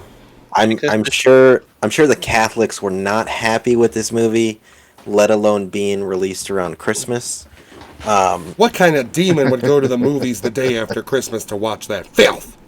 It was Everybody. directed by William Friedkin, Freaking William. who is on his fifth marriage. Good for him, But tasting all the flavors. so there are 2 runtimes for this movie. I think there's more than 2 cuts. 8. But 8 cuts total. There's a 122-minute runtime, 132-minute. I think the latest one that came out was a director's cut that came out in 2000, if I recall. I think That's the one we one we watched. watched was 132 minutes, right? 133, yeah. 133. Yeah. But it was a 2000. So budget for this 12 million, which A lot of money in 73. that is a lot of money, and it's crazy that this movie made $441 million. Over its lifetime, over Wow. 50 years or whatever, though? Yeah. Okay. 60 years? Yeah, and so quick No. couple cast members. You have Ellen Bernst, who plays the mom, who is actually going to be reprising her role in David Gordon Green's trilogy of The Exorcist. No shit. Although Linda Blair is not going to be, who plays Reagan, so that's interesting. She doesn't need to be. She went on to live a normal life. That's true. That's the whole point of the ending of this movie. The late Jason Miller, who played Father Damien Karras. Such a good fucking actor. Harris, yeah. He was good, and he did a good job in this movie. Another late Max von Sydow, who Which, plays by the way, did Father as well. Did he ever look young? Max? No, I think he was born 95. Yeah, seriously, every movie he looks like Ian McKellen. Like from birth. He's like Ian McKellen and Donald Sutherland had a baby. It's Max. And William Blatty actually has a cameo in the movie as a producer. There, I do want to mention, so you briefly see Pazuzu, which is the demon in the movie. There's the person the face you see, which I always thought was a dude, but it's not. It's a woman. It just looks like a guy. The leftover Oompa Loompa actor. And then there's the person that voiced Pazuzu, was Mercedes McCambridge, who allegedly had to like chain smoke and get liquored up in order to do the voice. Wow. Talk about meth. Daniel Day-Lewis just dresses like Abraham Lincoln. Her? Liquored and smoking. So another nod to David Gordon Green's trilogy. Jamie Lee Curtis wants to voice. Why? Pazuzu. What are her fucking... I just read that. What are her credentials? All of that Activia is going to help. Yeah, the probiotic going to make you... Yeah. You know, I want Tom Arai to voice it of Slayer. I want the singer for Cannibal Corpse to voice the demon. Fuck Jamie Lee Curtis. I know exactly who I want, and I don't know his fucking name. Can we get the guy that does the voice for Archer? H. John Benjamin. Now, I want, what is his name? Ralph Ineson. You'll know his voice from The Witch. His voice is like lower than the Mariana Trench. Literally, his voice is a didgeridoo. Yeah. Yeah. But yeah, so we can jump into this movie, and I guess before we talk about this movie, Spoiler alert! It's only 50 fucking years old. Giovanni and I have the same. Like, when I think of this movie, I think of being really young, and almost watching it now as an adult, more the idea of the movie itself than the movie. And I mean, growing up, just hearing the theme song would make me almost piss my pants. I remember in the early '90s, everyone was doing that fucking meme of like a computer game where you're like watching the thing, Yeah. and then Reagan pops up. Yeah, her Yeah. face. Um, yeah, there You was still see that a lot on like Oh YouTube, yeah. sadly. there Yeah. was just such a like a vibe that this even talking about this fucking Yeah. movie gave off. And growing up in a Hispanic household, granted our upbringing wasn't religious, but traditional Hispanic households are very religious. So I mean, you grow up, even if you don't grow up practicing, you grow up, thinking as a young kid about hell and demons and all that. And to know that there was a movie like this when I was young that specifically like dealt with that, and it just became like, when I was younger, I was like, I know of that movie, I don't want to see it. I really don't want to see it. It only Uh, attacks children. Remember that. yeah. And even watching it as an adult, I still like, I vividly think of those memories about this movie in the same way I think of Step Brothers. When I think of Step Brothers, I think of my first date with my wife. Like I instantly think of that. And that's what I think of when I think of this movie. Because the movie itself, it's not that terrifying, but like I said, the idea of it is fucking frightening to me. It is Um, disturbing, yeah. yeah. I managed to make it through the entire movie, and I didn't feel scared at all. But I remember as a kid watching it, I was like, God, this is fucking creepy. But near the end, it did get it. I did get like chills and every now and then when it was cold. But maybe it was just maybe that's what it was, just me seeing them cold and all that shit. The only scene that really fucked with me was her with the cross, jabbing herself. Yeah, That was the only scene out of this entire movie as an that adult scene's that still really weird, but fucking bothered me. I had a hard time not laughing Awkward because it was scene. so crass though. Because like, let him fuck you, and it's like, oh, jeez. Yeah. Well, Now, the weird part about this movie is it does have weird shit Oh, surrounding it, like during the oh, filming. the other part was lick it, lick me. Yeah, That part, I was like, what the fuck? there was I stuff don't think that that was in the original. I don't see. That's the thing is, I saw the original so long ago, I don't remember how far it took it as opposed to whatever this director's cut did. Yeah. So I feel I like know there was there was an issue between a rated R and almost a rated X for this movie. for '73 though. Yeah. Yeah, which was. I mean, this movie doesn't really get violent until the end, really. There was shit that did go on during the filming. I remember reading about it a while ago, but I looked it back up. Some of the problems, like the set they used for her house, burned down in '72 while shooting. Other weird shit, like you had a couple actors who characters die in the movie, died shortly after the filming wrapped. Linda Blair and Max von Sydow both had family members die during the filming of this movie. The son of Jason Miller, who plays Father Damien, almost died in a motorcycle accident during the filming of the movie. Like, there's just a lot. This movie, the only part of this movie that creeps me out to this day as an adult is when they start doing the prayers and they start doing the talk, like that. But that's regardless, and that's always going to make me weird. It's always going to make me like, am I inviting certain shit into my home by watching this? And even though I don't really have any religious connotation in my belief, it's just kind of like, it gives me a vibe that I don't like, and it's that vibe of just like, I don't fucking know, bro. There could be an entire afterlife, there could be a heaven and hell, there could be nothing but dirt. I don't know. So that unknown, I think, is, in my mind at least, is what creates the kind of scariness of like, yeah. if this shit is real, right? Let's say in the context of this is real. This shit is real. Like, fucking demons possess people. Like, that's the thing that people don't think about, is like, we want to say it's not real because it's easier to process. We never talk about the other side of, if this shit's real, you were talking about people being possessed by demonic entities. And it's a creepy thought that always gets me with this sort of shit. Oh, I have a couple questions for you guys. Number one, did you watch it with your spouse No, she wouldn't. and none of your wives? Shay wouldn't watch Stephanie it.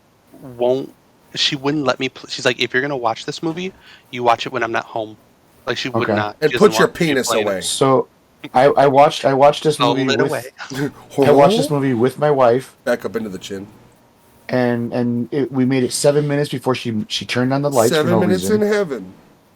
So she turned the lights on, and then she fell asleep at the beginning, up until like maybe around the 38 38 minute minutes mark. is when the pee-pee dance happens. That's when she woke up, And then my oldest daughter was there. She was doing homework, and she just was like, "What the hell's going on?" That was it.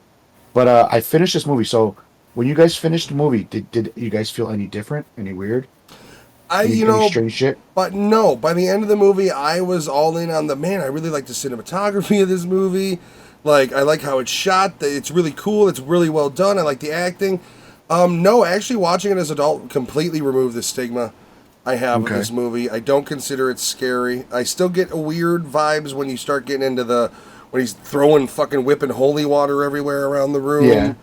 And like just that, and then dousing his fucking the other priest next to him. Okay, so I guess the one scene that still does get me in a weird way is when Linda Blair Regan is as the demon is like, your mother's in here. Yeah, she's with us. Like that's you want to leave her a message? Yeah, I'll make sure she gets it. Yeah, that's just like because she just died. He wasn't there, and it's like so fresh and.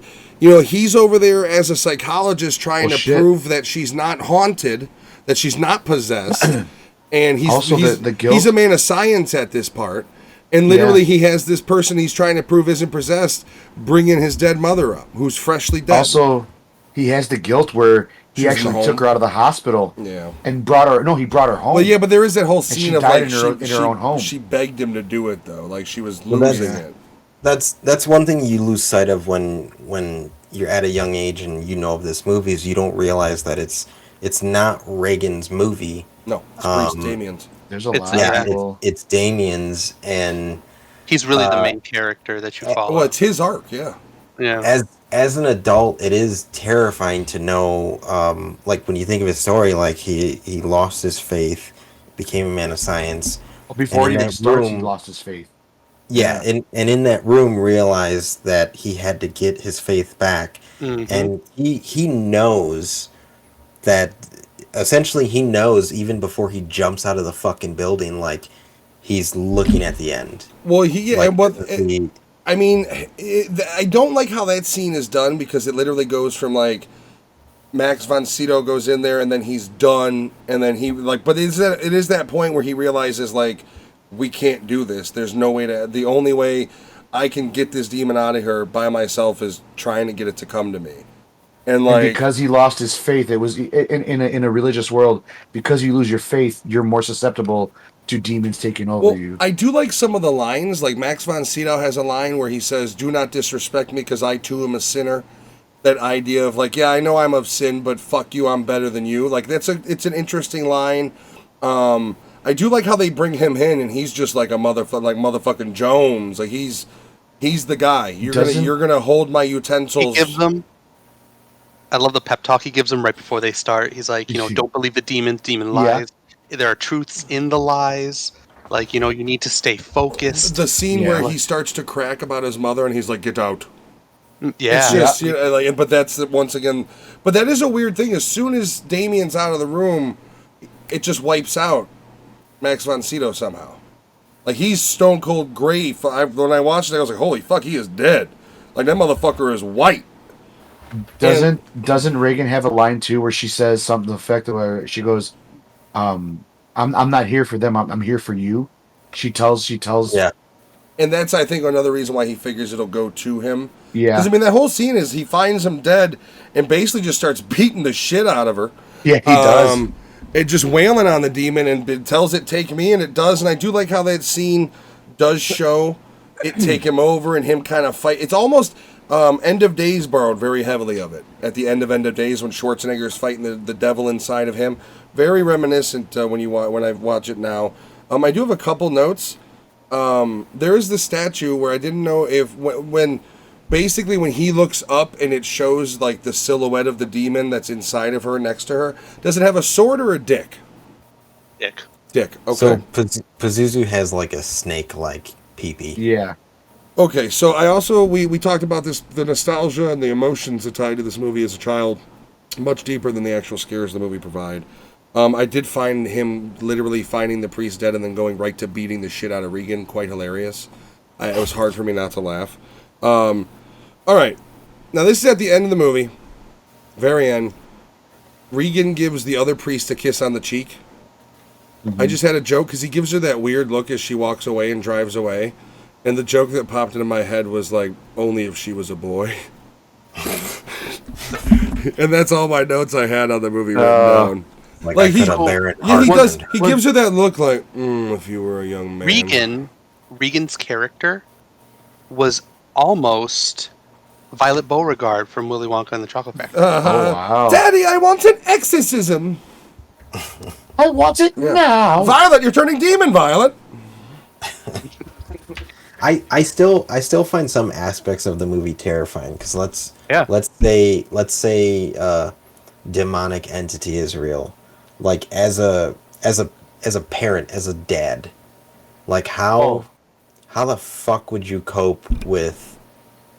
And even after an exorcism is performed, like for the rest of your life, you'd be thinking like, what if that thing comes back after my kid? It's the type of thing when you're driving in the car, the kid to daycare, you're always looking in the rearview mirror, like okay. Well, here's something. Here's an experience I had with my 9-year-old when she was about 2.5. It was kind of early in the day. We all took a nap and she just were playing. Her sister and her were in the other room, but then her sister passed out, oldest sister, and then I woke up and I saw my youngest just sitting on the kitchen floor with her back to me, and she's looking down, and I was like, "What are you doing?" She goes, "There's something wrong," and I was like, "What?" And like I started shaking my wife, like, "Wake up, wake up!" Like it was just really fucking weird. And she was looking at her foot. Turns out she had a piece of glass that was from a broken cup from my wife when my wife dropped it earlier.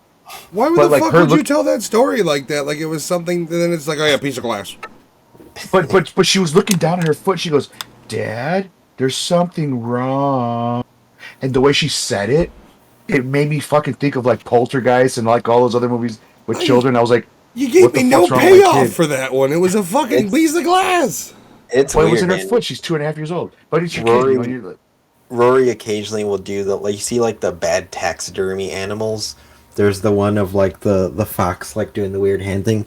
Rory will sometimes stand in his bed and look at the monitor and put his hands up like he's summoning a pagan demon and just start saying a bunch of gibberish. Like it's weird. Yeah, it's weird. Kids... And almost having a kid makes The Exorcist even scarier. Send me the recordings. I want to see if he talks about somebody named Zool. Yeah, dude, it's weird. I did have one more question for you guys. How many of you watched it in the morning or at night? I had to watch all my horror movies at night. I had to watch it in the morning, or so it was early morning, so it was still pretty dark, and it was gloomy as fuck that day. And I did have the sound turned up pretty high as well. Like I didn't bitch out on it at all. Mm-hmm.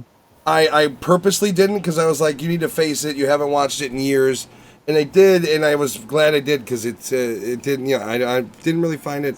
I find there's creep factor to it definitely still. Yeah. But I don't find the movie itself scary. I'm a bit weird. I can watch a horror movie, go to bed. I'm not gonna have a nightmare. No, yeah, me either. If I watch a horror movie and I have time to digest it and think about it, that's when like stuff can creep me out because I'll sit there and ask myself questions like, but what about this? What about this? I'm never like the type that like I can't sleep because I watched a horror movie. No. I'm better off sleeping after watching a horror movie so my brain can stop thinking about it. Like what about you, Giovanni? What happened with you? Did you watch it daytime or nighttime? I watched it before the sun came up because I got up early that day. That was the day I had to call off work. Oh, it worked out for you. Yeah, the lights were off. I had the headphones on anyway. I had my headphones so I could get the pulse around. And I had my TV's backlit. I backlit it red, so the whole room looked disturbing. Hey man, no, red's for the Omen, bruh. For the Omen. But I will say for this movie being in '73, the audio track good and great. the film quality. But that's also years of remastering though. Like fortunately, whoever filmed it like saved the actual negatives, so they can make the thing about negatives. Is you can theoretically go up to whatever resolution you want because you're dealing with an analog source and you're digitizing it and it's pure film. It's the pure source. So 35 millimeter and shit, that's why when you see these amazing 4K restorations, they're working off the original 45 millimeters. That's why if you see a 4K movie you don't expect and it's like new cut or director's cut, they probably had to patchwork some of the film together to get it to work. Or they found extra scenes and were like, fuck it, throw it in there. And that's how they're getting these really nice 4K restorations, because with the actual film, you can that's how you can even get 8K and all that other shit. Shit. Tech Corner!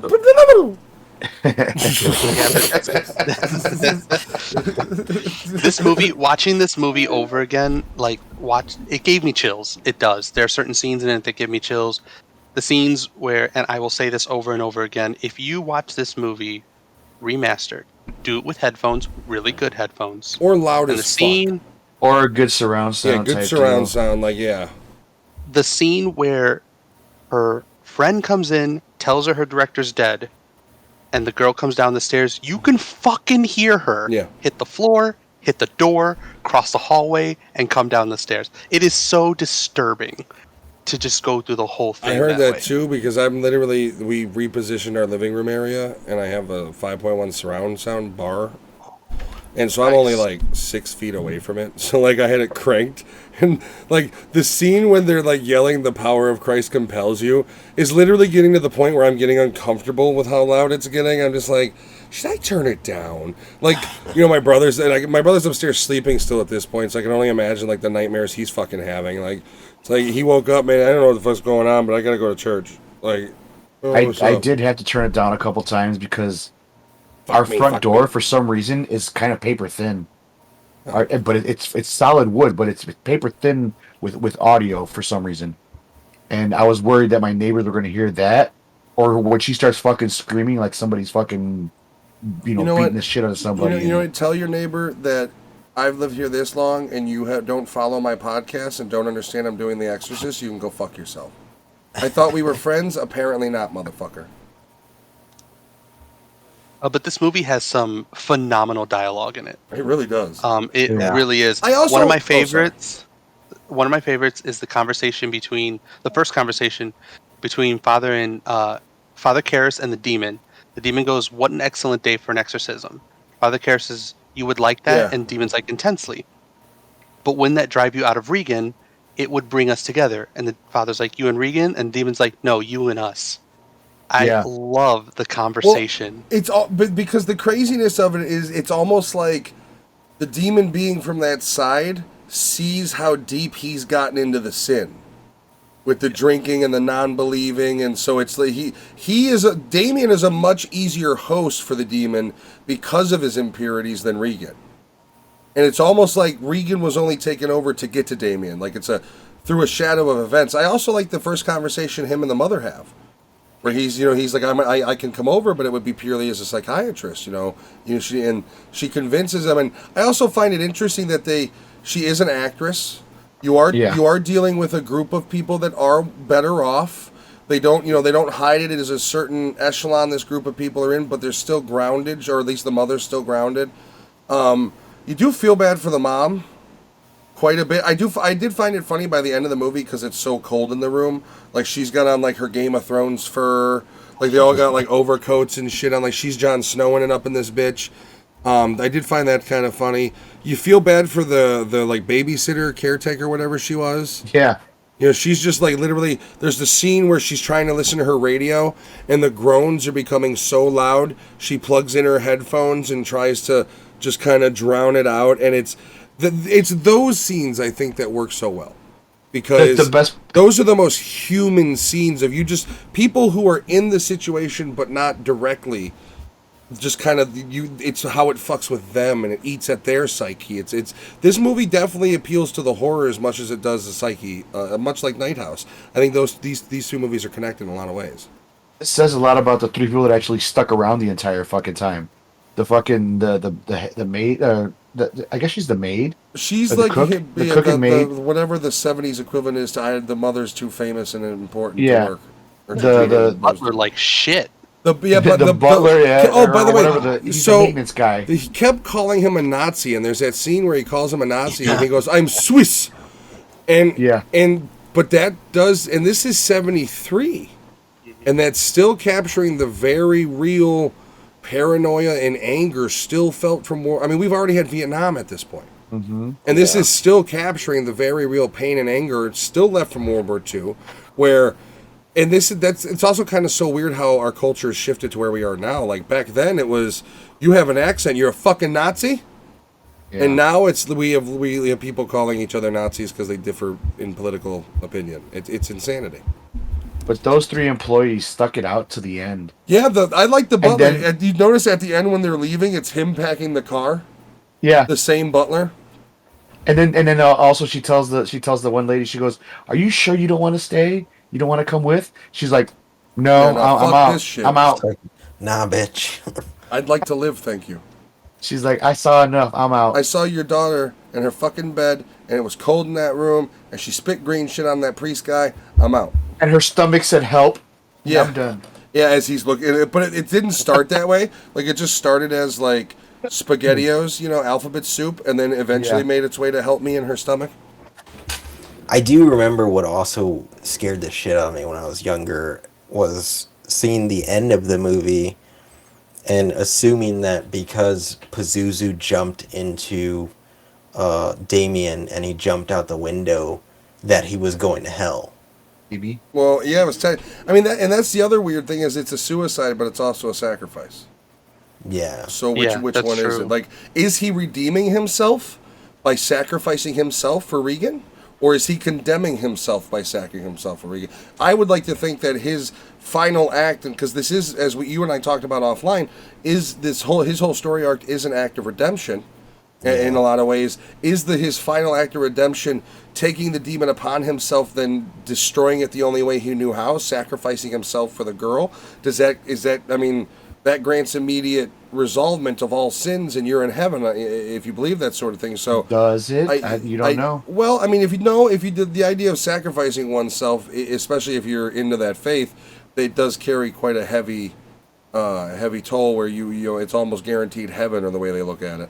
It all depends on who was transcribing the scriptures. The priest was prayed for him in the end too. Yeah, he did say, So "You want I to think confess it was your it sins?" was a Last big Christ. message. Yeah. Yeah. I think that was very important at the end there. It's not a horribly violent movie. I mean, I think the damage that Regan's body takes throughout the movie is pretty crazy. How they model the scars there's a one scene where because he throws the fake the fake holy water, and he's like, "I don't even have holy water. I just told it, and it reacted to it." And then when he throws the real, there's that scene where it's like cutting into her as he throws it on her legs and shit. It's still a damn good movie. I mean, that's the only. It's known as a classic for a reason. I mean, I could see 1973 why this would scare the shit out of people. 100%. It does date itself. It does date itself though. When they're taking the train and the Coke says it's 15 cents. Oh well, Die Hard dates itself because gas is 98 cents a gallon. Yeah, that's true. That would be nice. Oh gosh, I know, right? Fucking $3.70 I paid today. Holy shit. Yeah, it's right off the expressway, and I really fucking needed it. And it was raining, and I was like, "Well, I could get shot going to this gas station, but I am at like 10 miles." I think I paid $3.25. By At me, it's Costco? like $3.40. Sam's At Club over Costco? here doesn't have a gas station, so we're just left to fend for our stupid fucking selves. Back to the movie. I dig it, man. I really, seeing it as an adult, I really dig the cinematography and the way it was filmed and the dialogue and the acting. I'm gonna start doing the hot dogs if you guys are okay with it. We'll do the Can I wrap say one up. more thing? Yeah. Isn't it crazy how the doctors of the time are actually trying to say, no, it's this, and they're saying, well, do you think she needs a therapist? Like, no, don't go to a therapist. This is what it is. It's And they're mental. fucking smoking. Well, right yeah. in front of them. Also, Ritalin. Ritalin is heavily Prescribing mentioned. Ritalin, yeah. Yeah. It was just weird what the doctors were thought of, or what the doctors thought of. I mean, things back then, and about how things were. that's the thing is like kind of what we talked about with the pandemic a little is it's like I'm supposed to trust doctors. Cigarettes were FDA approved at one point. Like doctors got paid to recommend them. They don't always know what they're talking about, especially on new. Like, let's be real. That's kind of the beauty of any movie filmed in that era. Is like, I mean, one of the things I found funny and interesting was there was no bullshit for these priests, right?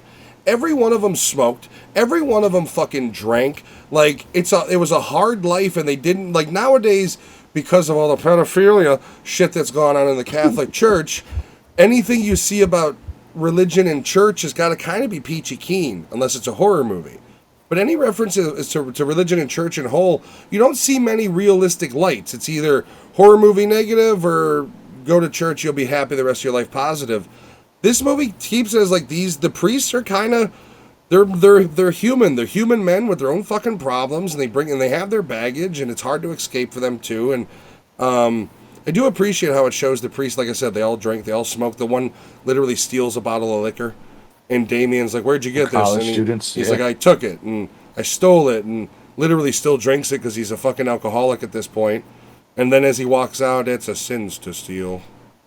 You know, just those little lines are. There's so much humanity in each one of these characters. Is the nice thing about this movie. There is No character feels plastic fake. They all feel pretty real. The ones that do feel fake are the ones that are supposed to feel fake in the Hollywood scene. The doctors feel pretty real. The director, He was fake. Yeah, but he was supposed to be. He was a piece of shit, but which is true. But he was fake as fuck.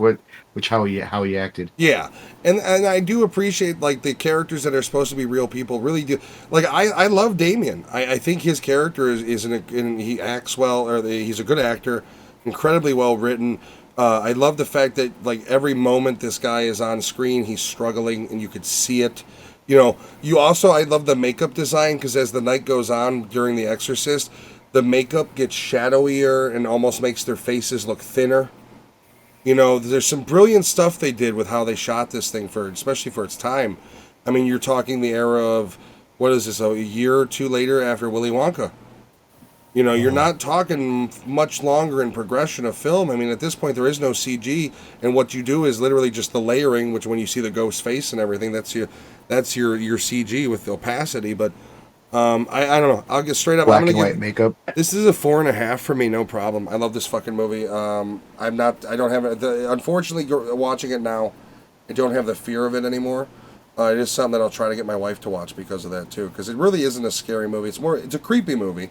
It's got very creepy elements, especially when you deal with some of the religious texts and speech and stuff. It gets a little weird for me. But I wouldn't classify it as scary. I mean, the ultimate horror movie. Maybe. I wasn't. If I was around in '73 and I went to a theater to see this and I had to walk to my car, I might be fucking terrified late at night. I'm not gonna lie. I don't know. Different world. People didn't know things. We didn't have technology. I didn't have a fucking cell phone to Google things. Especially if you have to go up or downstairs. They didn't have many street lights everywhere. If you're in a rural, the same thing with the Halloween movie. If you're in a rural area getting back home, you're fucking maybe terrified getting home that night. Everything. Especially back then, more people were raised religious on top of it. If they did have streetlights, they weren't that bright either. No, they not were like that. Not like the LED bullshits that they have now. Yeah, well, that they didn't have when we were kids. Even those people, bitch, aren't bright enough. Literally, people want the streets so bright it's fucking sunlight out there at night. It's like fucking. What are you, stupid? All right, Alex, wrap up in hot dogs. For me, I'm gonna give this a 4.5 as well. It still was kind of creepy, yeah, but it didn't freak me out like it did when I was a kid. No. There were some things. One thing I did experience when I was done, which had nothing really to do with the movie. I was just after I finished the movie, I fell asleep. I did have some kind of weird sleep paralysis dream, where it wasn't me waking up in my spot like I couldn't move. It was me having a dream where I was having sleep paralysis. It was one of those weird situations. I had this weird thing where my wife was sitting on the floor in the kitchen, and she's like, "Something's wrong." And I'm like, "What's going on?" And she's like, "I stepped on I got a splinter in my foot." Yeah. All right. Spooky. Hey, it's creepier when it's your fucking kid saying it at fucking 2 years old. Dude. I can see it, but it's like it was kind of like a dad joke of a horror story, where it's like, and then she said, "Dada." No, it was just creepy wrong. The way she said it. And I looked down, and I realized, stepped on a piece of glass. I love the story. It's just I was hoping for horror. There were a lot of creepy scenes in this whole thing, especially dealing with a child. It's me as a father, and especially with two children that are kind of like similar to her age. It's one of those things, It's just one of those things that really fucking do it. But like I said, now as an adult, it's not so fucking scary, but it still has a creep factor. It still has something where I could see it being fucking scary to somebody else. I just want to say, Giovanni, you can agree with me. as not having a kid. Fuck Regan, am I right, Giovanni? Fucking little bitch. I did not But- like Regan. I do say 4.5. I'll go next, and I'm gonna agree with Alex a bit. There are things my toddler does where I look at him and I'm like, is he being cute? Is he being weird? Is he possessed? Do I gotta chuck his ass off the balcony? That's always Because the best option. Like Dead Island. old people and very young kids, like there's just like, is it cute? Is it fine? Or is it a demon? Right. Do I need to kill it? Yeah, like, but is Grandma okay, or because she's facing the wall and the shadows look like she's possessed, am I going to turn the chair and it's going to be something horrifying? yeah. Oh, she's fine, because this is the real world. Whew. No, I would say for me personally, being a father of a 2-year-old, this movie, like the creepiness of this movie resonates even more with me. And it's that whole sense of like relating back to the night house, of like not knowing what's there. It just makes me think of my childhood, because when you're young, you don't know what the fuck is anything. Your older brother can tell you that there's a monster in the closet, and you don't know, and it's just knowing that you don't know. My brother told me I was adopted for a while. What was that, Matt? You're muted, buddy. Nothing, I said we've been meaning to talk to you about that. You're No, but adopted. yeah, that's what I think of when I think of this movie, and like I said, I'm not religious, and typically horror movies don't get to me, but when it comes to demonic possession, for some reason that's always been one thing where I'm like, I wince, and I'm like, that, that gets to me. Well, I think because demonic possession, and you guys as fathers, when you think about demonic possession, a lot of the movies attack kids. Yeah, and it's something innocent. Yeah. Yeah. But yeah, I think as far as horror movies, there's a reason why this movie is Creme de la creme.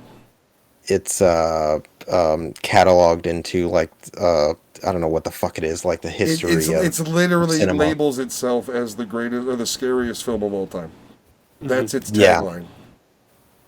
Which and I believe, I mean, granted, things change, but I think that tagline at the time was 1000% true. Well, I mean, I think about it this way. What movie is scarier in the traditional sense even today that doesn't have a pop-out scare, that doesn't have ultra gore, that doesn't have technology siege? Like, even when you compare it to today's movies, on a pure, creepy, atmospheric, scary level, there's still not much movies that I think even touch it. Yeah. Yeah, that's true. That's why for me this is a 5. And it's mainly a 5 because still to this day, when I think of like horror movies that creep me out, this is still the top for me. But yeah, it's definitely a 5. The sequels are not so great, but Exorcist 3 is really good, and Jason what is his name? Jason Miller, the guy who plays Damien, he reprises his role in a very shitty way in that movie. Oh, what is he, but like a demon or a ghost or something? Yeah, yeah. Is he in hell? Do they confirm he's in hell? Or heaven? I don't remember. He's listed as like Patient X. Like Oh, jeez. He didn't die. They almost try to retcon the first movie.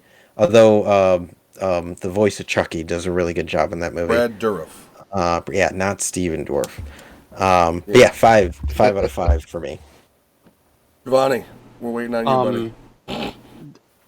So, as an atheist, and I've said that on this film before, on this podcast before, this movie creeps the fuck out of me. It does. It's not scary, but it hits those points in me through my childhood. And Anthony would know, and I don't know, Matt, if Is you it remember. because it's a priest that hits it in you?